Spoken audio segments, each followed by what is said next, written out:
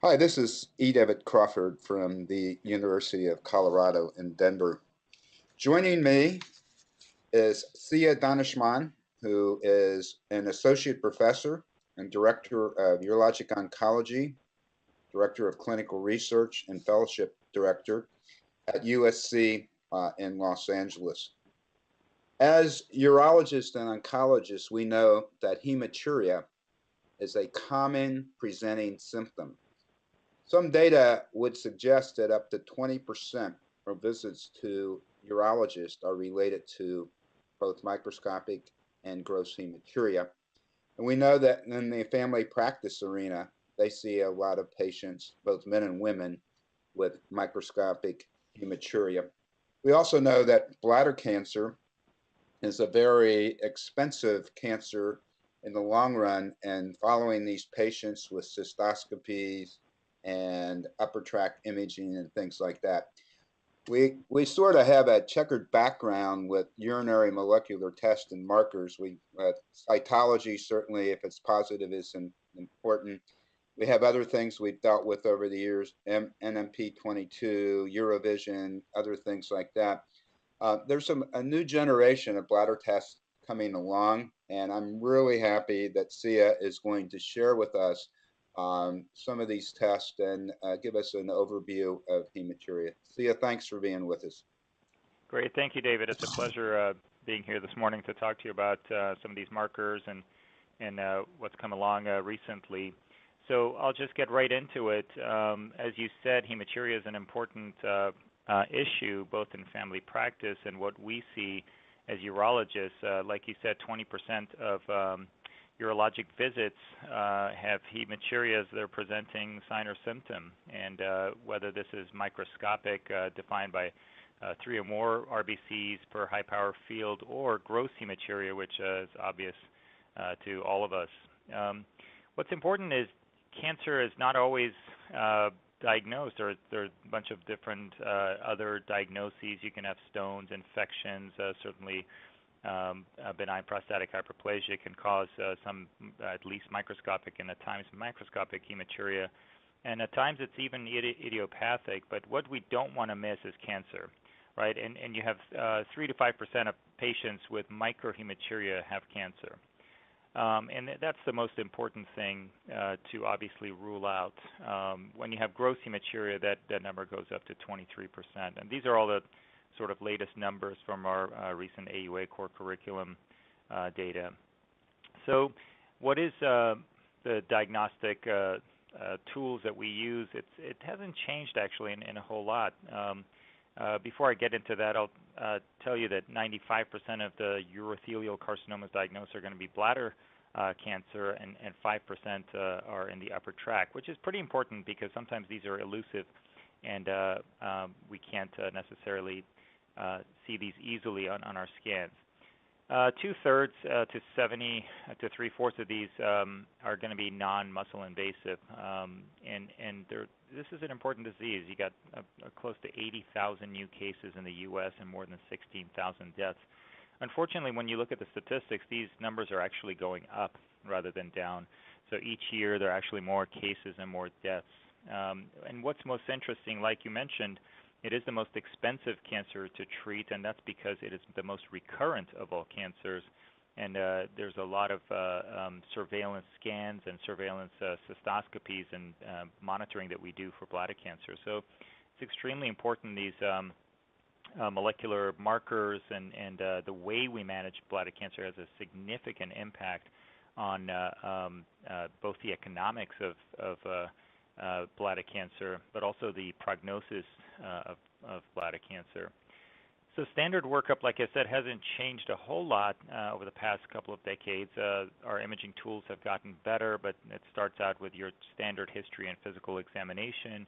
And then the gold standard still remains cystoscopy, and that's obvious because we need to visualize the bladder. Again, most of these are found in the bladder, so that's where the money is, so to speak. And we do absolutely have to do some kind of upper tract imaging, and still the gold standard remains a CT urogram that's with IV contrast that really lets us see the GU anatomy quite well. Now, these other markers are adjuncts, cytology, FISH, other tumor markers for high-risk patients, and we all use these to certain combinations. And I'll go through the data with you so you can see what is useful and what is less useful in these settings. There is something called this chronic hematuria follow-up. It's important that if someone has microhematuria that you do follow up and make sure that something's not developing in the future. It generally is an annual visit, either a 6-month or a 12-month visit with a repeat evaluation in 3 to 5 years, and that's per the most recent AUA guidelines.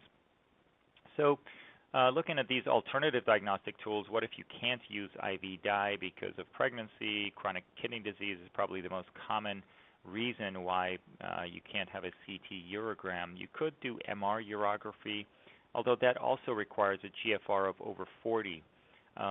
Renal ultrasound is, I think, a very crude test to look at upper tract urothelial carcinoma. Look for urothelial carcinoma. Certainly you can pick up larger renal masses, but really it's completely limited in detecting any kind of intra-renal lesion. So one could take the patient for bilateral retrograde pyelograms. This is invasive. It does require, in most settings, a trip to the operating room. And so, it'd be nice to have something that gives us confidence that we don't have an upper tract lesion. Or, a lot of us are doing renal ultrasounds in the office now. We could combine this with something that gives us confidence in ruling out an urothelial tract type of lesion. So what do we have right now? Obviously, cytology's been around for almost half a century now. It's got a fairly low sensitivity in the 59 to 60% range. It is useful for identifying disease. When you see cancer, you can see here the cancerous cells. The positive predictive value is quite high. You're looking at it. You're looking at cancer. But what ends up happening most of the time is there's a very high rate of atypical or suspicious findings.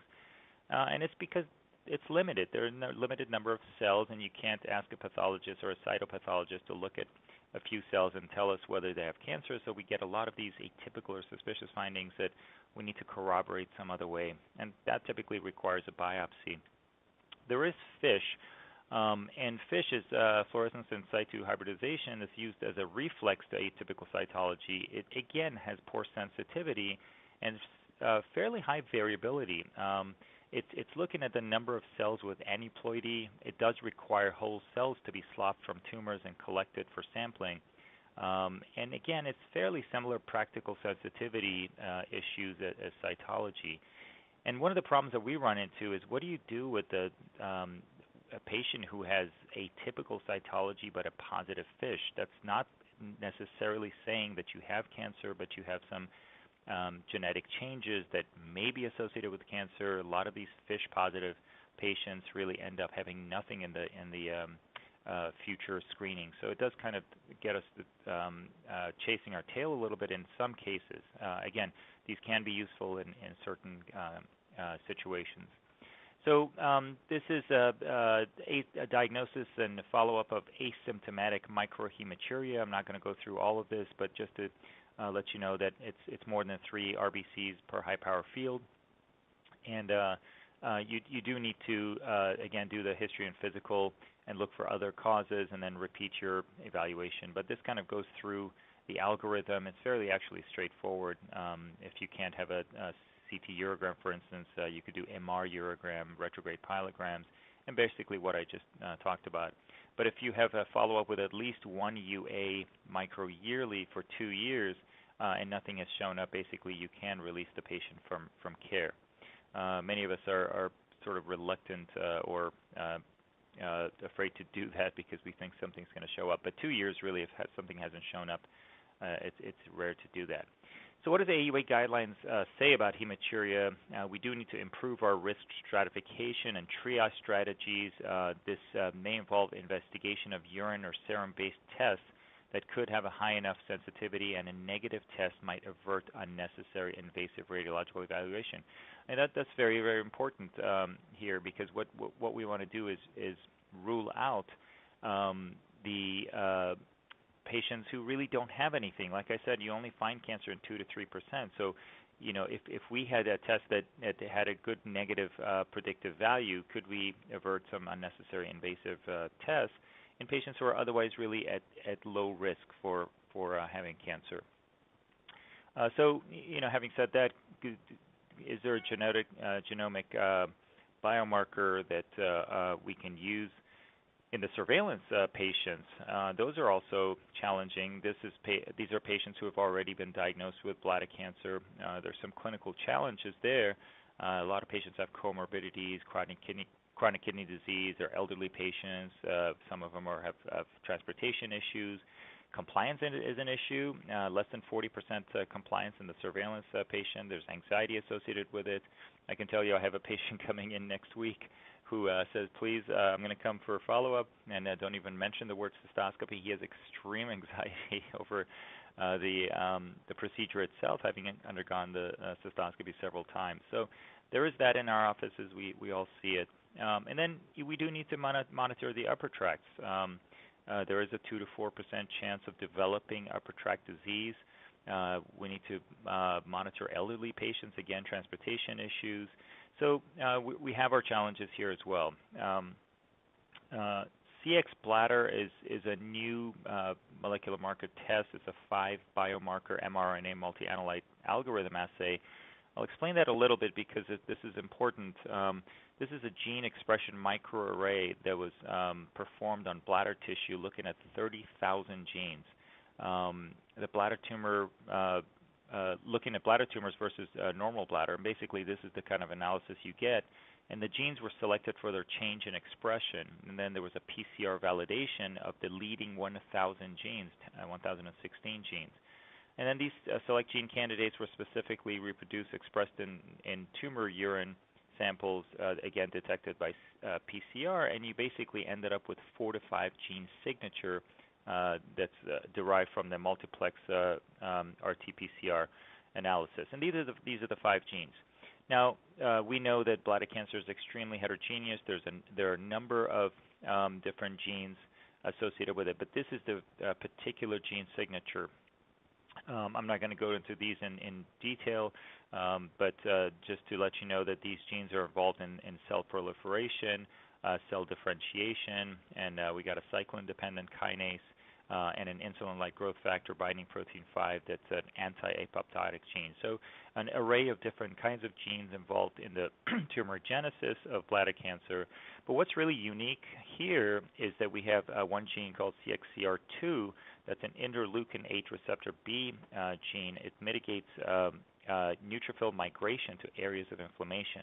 So within this test, we have a gene here that's built in to pick up inflammation, which most, if not all, of the other markers are missing.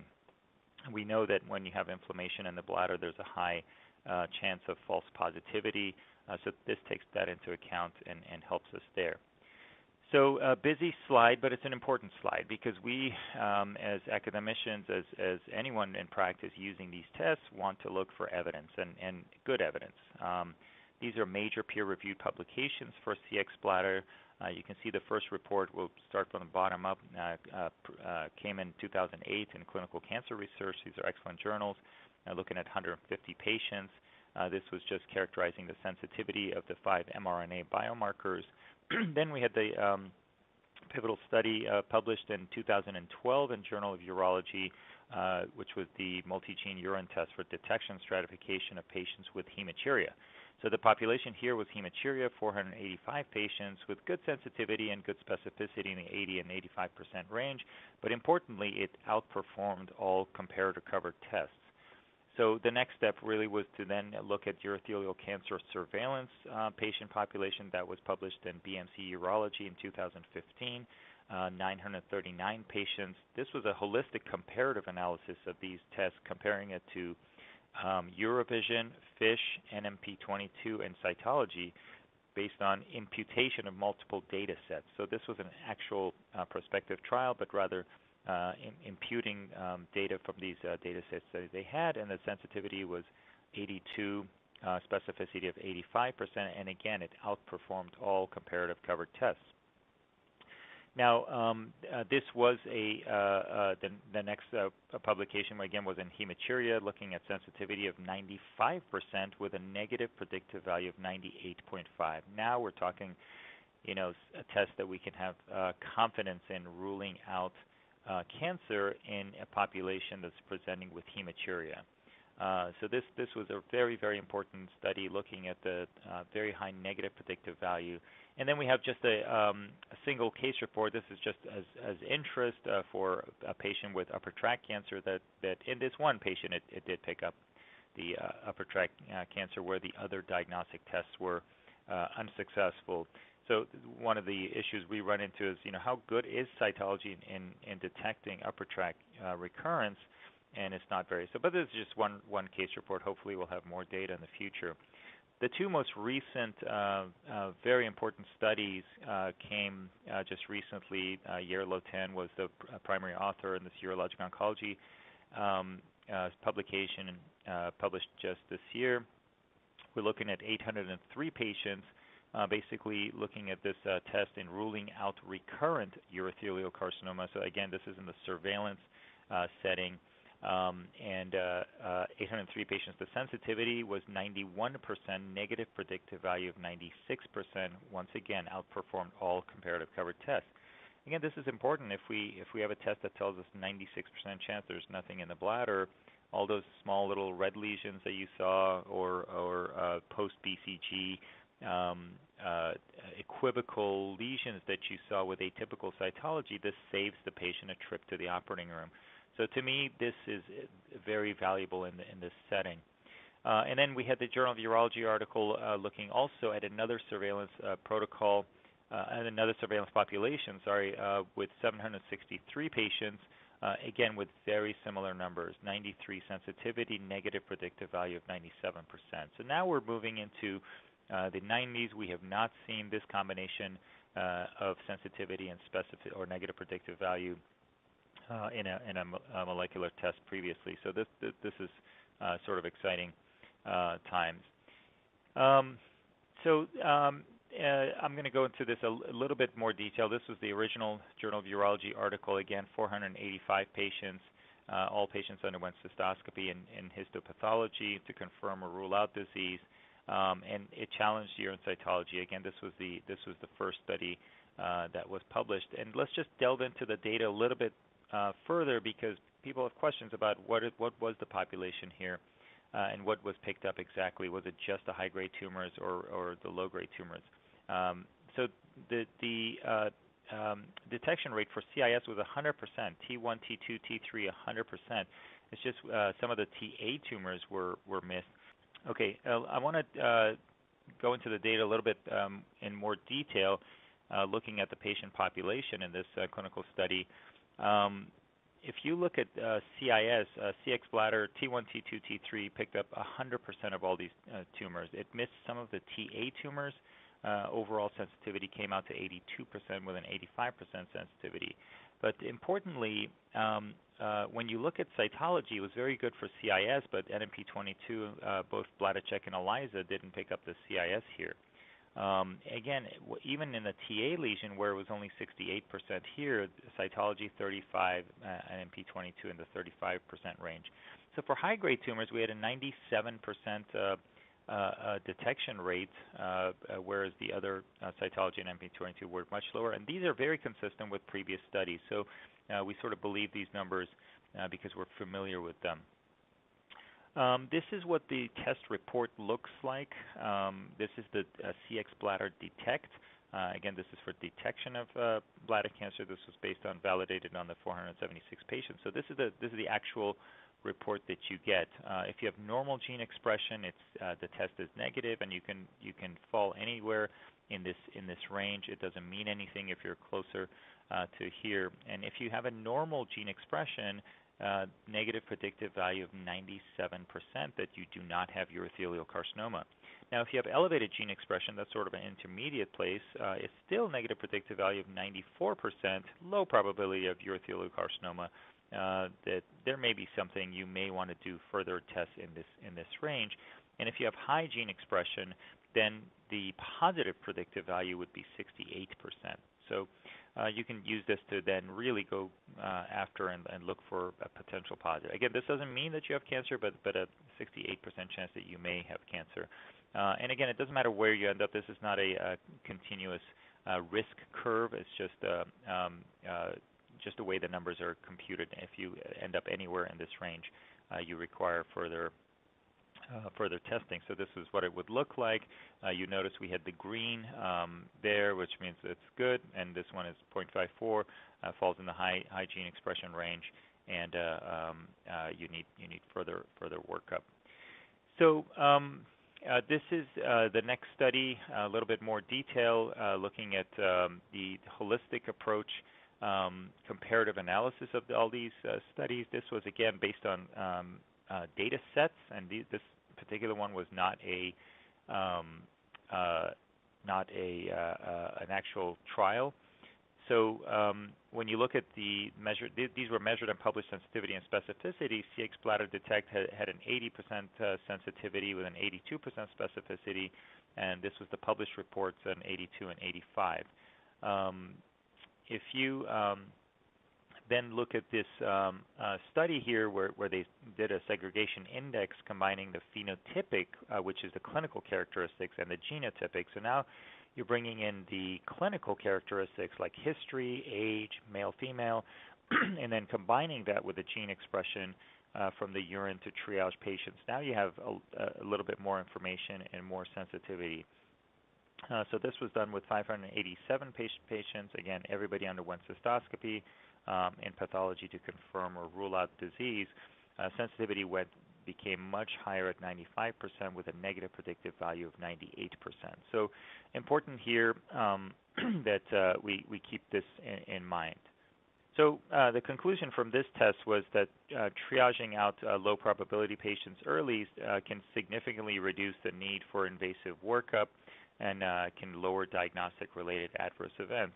And of course, we know that that if we have a very low probability, for instance, in patients who are further out, we can perhaps increase their interval for cystoscopic evaluation. So this is the triage test. This is for low probability test score. These are for patients you're trying to triage. They show up with microhematuria, but they may be non-smokers, not quite in the age range. And if you run this Cxbladder triage, you can see that you basically either have low probability of urothelial carcinoma or standard clinical workup. And low probability gives you a negative predictive value of 98.5%. Again, if you think of this practically, if a patient who's 38 and shows up to your clinic who's a non-smoker and female, the chance that patient has bladder cancer is extremely low. Do you need to do a full workup on that patient? Or certainly you do need to do a full workup, but can you triage them? Can you say, you don't need immediate workup and or bring them back for a repeat test and use this negative predictive value to say that there's an extremely low probability of having disease? Or, if you show up on this other side, then you just need directed workup. So this test is really relying on the negative predictive value. This is what's going to be helpful to you, and obviously most patients are going to fall in there that are low risk. Now, again, shifting back to surveillance, this was a very important study just published in Journal of Urology. I talked about this a little bit earlier. This is 763 patients. There was a training set and a validation set. So they had 1,036 samples. It was all bladder cancer treated within the last 2 years, and exclusions were things that are fairly obvious, like UTIs and history of some kind of infection disorder, inflammatory disorder, midstream sample, and then, like I said, you had a training set and a validation set applied to the data. So here's the performance characteristics that you see. The overall sensitivity was 93%, negative predictive value again 97%. It's good to see that these numbers are consistent throughout the studies done throughout the years, and it gives us more confidence about this test. So when you look at the stage, even the TA, the positive 89% of the TA lesions were picked up, sensitivity 89%, that's very, very high. For CIS, 97%. And so basically, it just missed one patient with CIS. And I would argue that if you combine this with blue light cystoscopy, you could probably pick up 100% of these patients because blue light is so good in picking up CIS. So importantly, the invasive one, T1 and higher, 20 of 20, 100% sensitivity in picking up those cancers. Now, one of the issues that we see is low grade. There's a very, very low sensitivity for cytology looking at low-grade cancers, but here you have an 85% sensitivity for low-grade cancers as well, which is fairly significant. I think, again, this is one of the highest we are seeing for the molecular marker tests. And importantly, we don't want to miss any high-grade tumors, certainly 97% chance sensitivity of picking up the high-grade tumors. And you see the breakdown there for age. The reason it drops for less than 65 is obviously there are more reasons for hematuria as you get older. The chance of recurrent tumors and bladder cancer recurrence is going to be a little bit higher. So importantly, it's got high sensitivity, high negative predictive value for ruling out urothelial carcinoma in the surveillance setting in the clinic, in the office. Very, very important. And then this was the other study that was just this year, urologic oncology. This was a prospective study. This was a comparison with the other FDA-approved urine test and cytology and surveillance. 803 patients, great sample size here.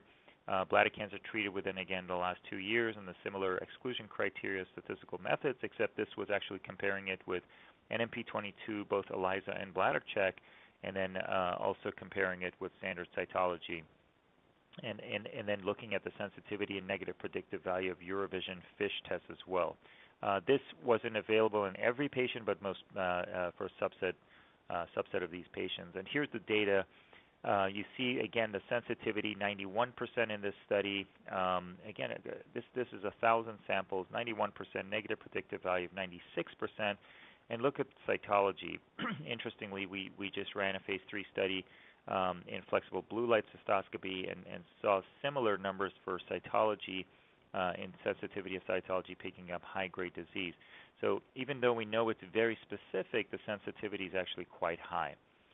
So 96%, it outperformed by far the other urinary test, NMP22, ELISA and bladder check, and the Eurovision FISH test, 33 versus 91. And again, the highest negative predictive value. So this is the Cxbladder monitor.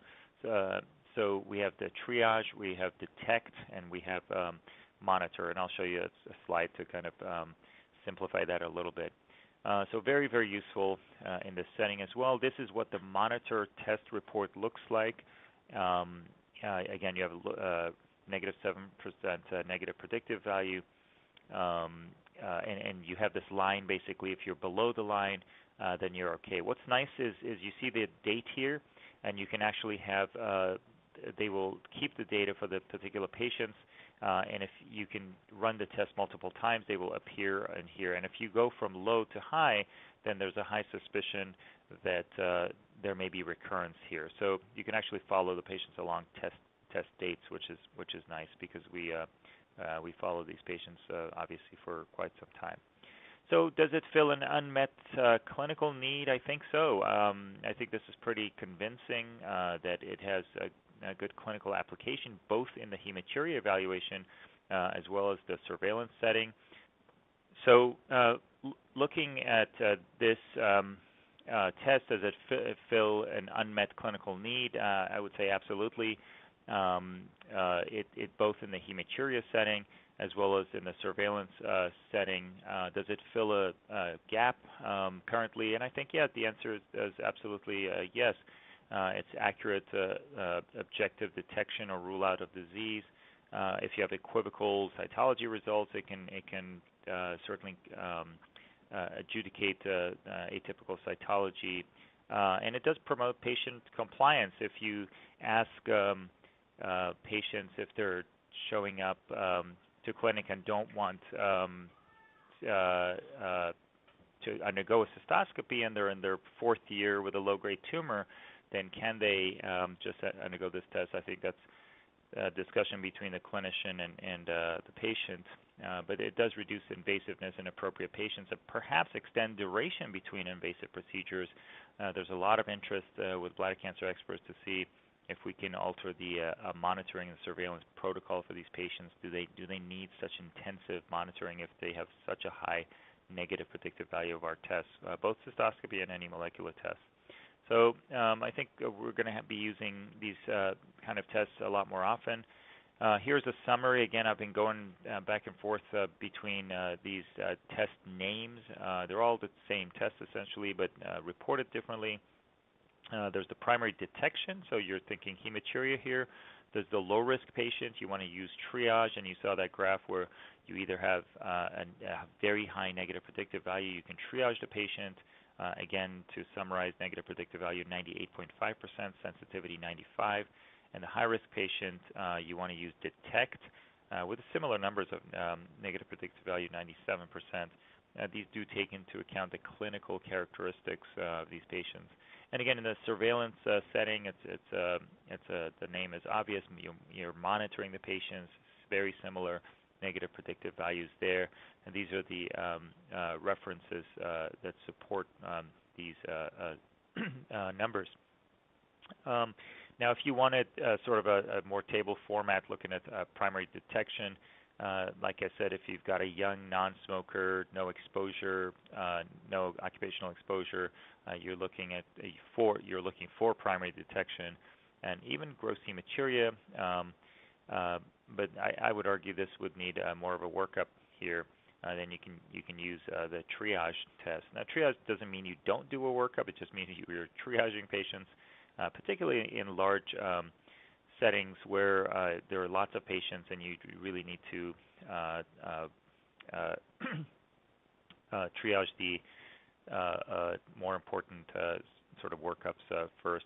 The detect, again, is if anyone has perhaps a typical cytology, which happens not uncommonly in a low-risk population set too, where we're not sure what to do with these patients. You can certainly use the detect to corroborate or adjudicate those findings. So if you have discrepant results, certainly if you can't do a complete workup, you can't do a CT urogram, and for whatever reason you're not able to get an adequate MR urogram, this would be the test to use, and I think surveillance is fairly straightforward.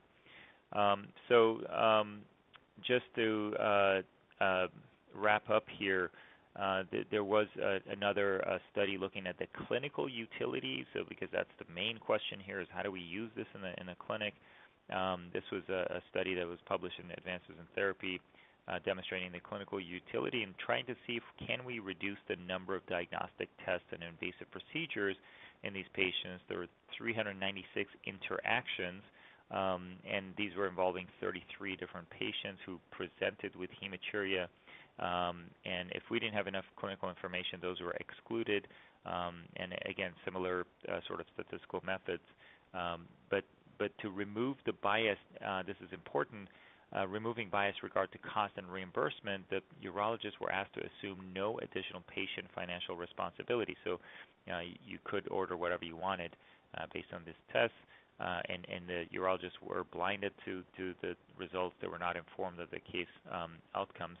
So I'll show you what basically this did. There was a 25% reduction in diagnostic procedures, a 31% reduction in invasive diagnostic procedures, and a 20% reduction in CT scans. These are case vignettes that were presented and not actual things that were done. So these are asking urologists, if you had this and if you had this, would you then order the CT scan? Well, if you know you've got a 98, 99% chance you're not going to have something, perhaps you're not going to do the CT scan, you're going to follow up the patient. So it's actually a very well done study, very, very detailed. I'm not going to go into all the details here, but basically it surmounted to a reduction in both the total number of diagnostic procedures as well as the number of invasive procedures used. So this is the report that you get. Again, I showed you this is a normal, elevated, and high, the Cxbladder score. You have the validation details here because you're going to forget after a while what these numbers mean. It's always here. The contact details and licensures and the clinical details here, patient details here. So it's a nice report, and I think the green gives you confidence that everything's fine. you can file this away with the patient. So in summary, basically, I think the clinical applications are both in the hematuria patient. It outperforms cytology and other widely used diagnostic tests. Gives you better information about the disease state. And importantly, it's just better than what we've been using so far as in sensitivity as well as the negative predictive value. And this includes microhematuria as well as gross hematuria, even in the low-risk patients to reduce the number of procedures and full workup, or if you want to use it to confirm that no changes from the initial workup are done. And certainly in patients with gross hematuria, let's say you did a cystoscopy, but you're really unable to pursue upper tract imaging. Either you have chronic renal insufficiency, IV dye allergy. Do you really need to take the patient for a retrograde pyelogram, or could you use this test along with a renal ultrasound to do your upper tract study? So it's useful in that setting as well. And certainly, again, I showed you the data on surveillance of urothelial carcinoma, and we're using this now in many settings in our surveillance, particularly in the post-BCG setting, and hasn't been quite validated in that particular setting, but many of the patients were included. But we're using it in patients who have atypical cytology. So I'll stop there, and hope that this has been a useful overview of some of the new molecular test Cxbladder that's available. It is FDA approved, CLIA certified, and available to you. So with that, I'll stop there. Thank you. Thank you, Sia. That was an outstanding review of hematuria and some of the other things that are going on with these new markers. Having been around for a long time, I've been very frustrated with sort of the diagnostic markers, and I've been excited about what's happened with molecular markers in prostate cancer in the past few years, which have helped us a lot. I think you're shedding light on something new here. I have a couple of questions. One is that we see men that have and women that have positive cytologies and you can't find anything. And we probably know that's a harbinger of bad things to come. But what about this test, Cxbladder test, when it's positive and you don't find anything? That's a great question, David. I think you have to take the whole picture into consideration. If you do have the nice thing about this test is that it's not a positive negative test. It just gives you positive predictive values, and unlike cytology where we think we're looking at cancer and we just have to go find it, this test really relies more on the sensitivity of picking up the cancer and the negative predictive value. So if it comes back sort of in the sense of the word positive, it's not a absolute that there's cancer there. It just tells you that you need further workup. And if you do your workup and you're done, then that's all you need. I think positive cytology. Yeah, that's much more common. That way too. They have a very high negative predictive value, but when it gets into positivity, there always isn't something present. Exactly. Whereas, in cytology, because we think we're looking at cancer cells, we're just going to look for it. And also FISH, I think that's gotten everybody sort of spinning, looking for the cancer, and yet FISH is not telling you have cancer. You have genetic changes that may be associated with cancer. So I think this is a smarter reporting. I enjoyed your discussion about clinical utility, and we know that with these new molecular markers, there needs to be actionability and economic benefits, and that's what goes along with getting them approved and reimbursed. And looks like that's happening with the Cxbladder. I guess the last question I have is in the family practice arena, they are sort of bombarded too with microhematuria and hematuria. What applicability do you see of this test in the family practice or internal medicine office?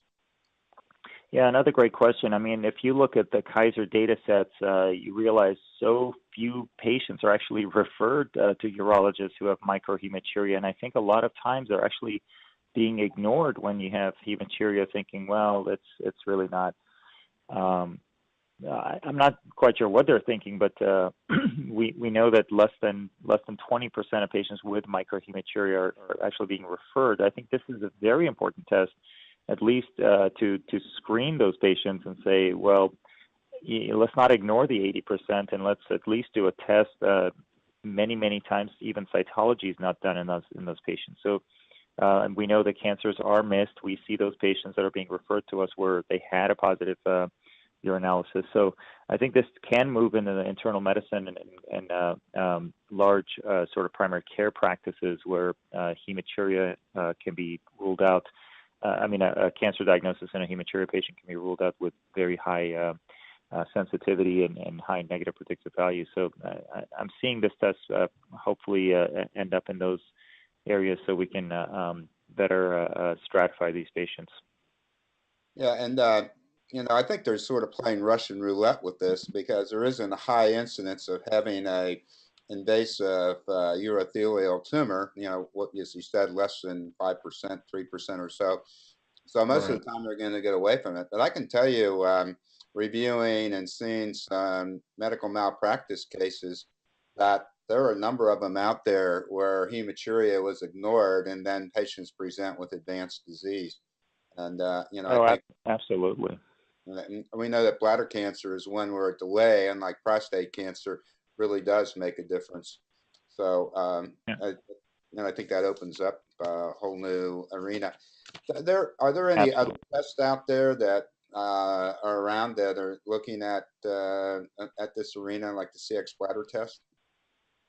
There are a number of companies. I know this has become an area of interest for many, actually, bladder cancer. Both diagnostics and treatment and research in general has exploded over the past several years. It's nice to see after having been an ignored disease for a while. But I know there are a number of tests. Like I said, those 5 genes, the 4 main genes in bladder cancer are just 4 of many, and there are different gene signatures being looked at right now. Bladder cancer is unique because we have a window into the what's happening inside the bladder with urine, these shed cells. So I think you're going to see a number of these tests coming out. The studies are very difficult to do. You saw the numbers. They require large numbers, large investments into looking at it. Yeah. So there's tremendous effort. I mean, this has been developed over 10 years. So I'm excited. I mean, I think like in prostate, 20 years ago we had nothing, and now we have a plethora of different tests that can help us. And I'm hoping that that'll be in bladder as well, where we use different tests for different scenarios. Yeah, I think you're absolutely right. The bladder cancer there's not been much progress in the past few years. Now we're seeing a lot of exciting things, and with all the new drugs and these diagnostic tests. And I really want to everybody listening here, on behalf of them, I want to thank you, Sia, for taking the time to do this presentation. Again, it was very informative, and look forward to seeing you around sometime soon. Thanks a lot. Thank you. It's an absolute pleasure. Thank you very much.